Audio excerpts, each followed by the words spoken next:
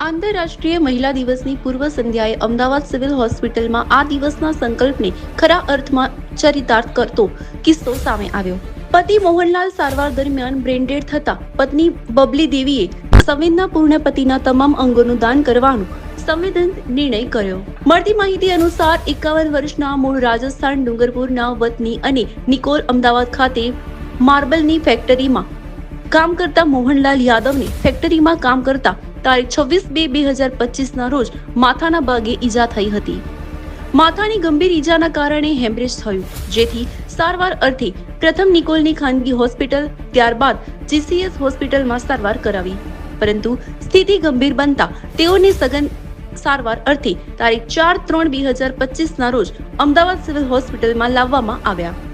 અહીં સારવાર દરમિયાન તારીખ 7/3/2025 ના રોજ તબીબોએ મોહનલાલને બ્રેનડેડ જાહેર કર્યા।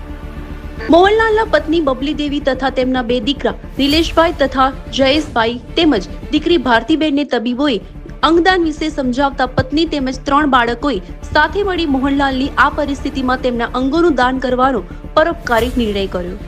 અમદાવાદ સિવિલ હોસ્પિટલમાં તબીબી અધિક્ષક ડોક્ટર રાકેશ જોશીએ જણાવ્યું હતું કે 180માં અંગદાન થકી સિવિલ હોસ્પિટલ દ્વારા અત્યાર સુધીમાં કુલ 587 અંગોનું દાન મળેલ છે, જેના થકી 569 વ્યક્તિઓને જીવનદાન મળ્યું છે।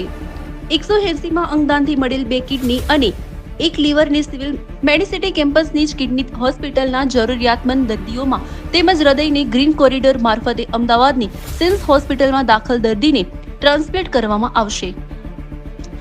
આમાં અંગદાનથી કુલ 4 લોકોને નવજીવન આપવામાં સફળતા મળશે।